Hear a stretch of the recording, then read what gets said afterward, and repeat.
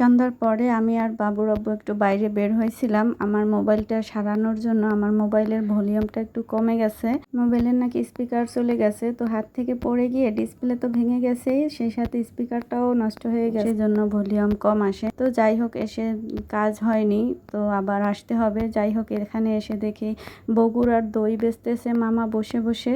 তো আমি একটা নিয়ে নিলাম, আমি কখনো এরকম দই খাইনি। তো উপরের ফেনা ফেনা দেখে আমি উপরের সরটা ফেলে দিছি প্রথমে, পরে মামা বলতেছে উপরেরটা ফালাইয়েন না, উপরের ওইগুলো হচ্ছে সর। তো দই তো দেখি সবসময় উপরের দিকটা ফালাইয়া খায়, তো আমিও সেভাবেই খাওয়া দিছি। তো যাই হোক, এই তো এখানে মামা নিয়ে বসছে, তো দইটা আমার কাছে ভালোই লাগছে, তো খেয়ে আবার একটা নিয়েও গিয়েছি। তো এখানে এসে আবার আমার দুই মেয়ের জন্য নান আর গ্রিল নিয়ে নিলাম। তো আমার ছোট মেয়ে নান গ্রিল খেতে চাইছিল, তাই তো বাসায় চলে যাচ্ছি। এখন দেখতেছি আবার বাজারে গাছের বাজার বসছে।